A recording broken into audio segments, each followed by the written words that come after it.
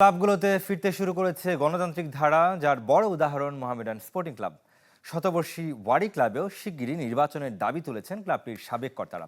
গত বছর থেকে অ্যাডহক কমিটিতে চলছে ওয়ারি ক্লাব পদাধিকার বলে ঢাকা জেলা প্রশাসক ক্লাবটির সভাপতি।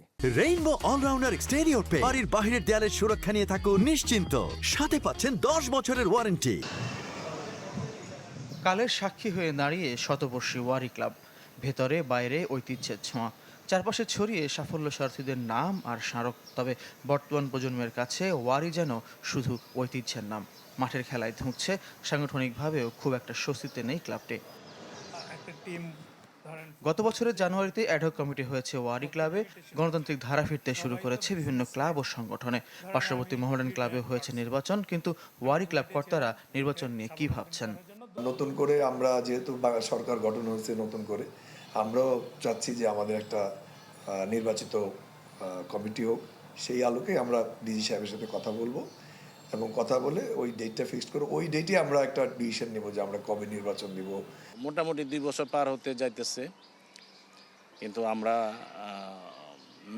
ওয়ারি ক্লাবের যে স্বাভাবিক ধারাবাহিক যে প্রক্রিয়া, ফিরে আসার যে ধরন, এরকম কোনো কার্যক্রম দেখতেছি না। এর জন্য আমরা হতাশ।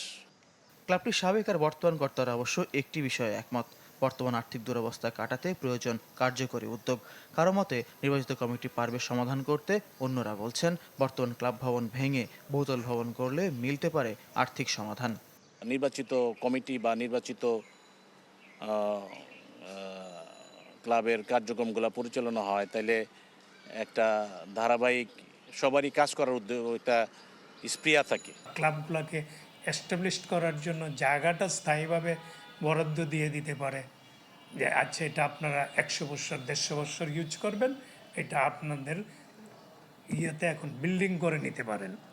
কর্তারা মানছেন ক্লাবের সুনাম ফেরাতে মাঠের পারফরমেন্সে ভালো ফলের বিকল্প নেই, এতে পৃষ্ঠপোষকদের নজরও কাড়া যাবে। ফয়জুল ইসলাম, চ্যানেল 24, ঢাকা।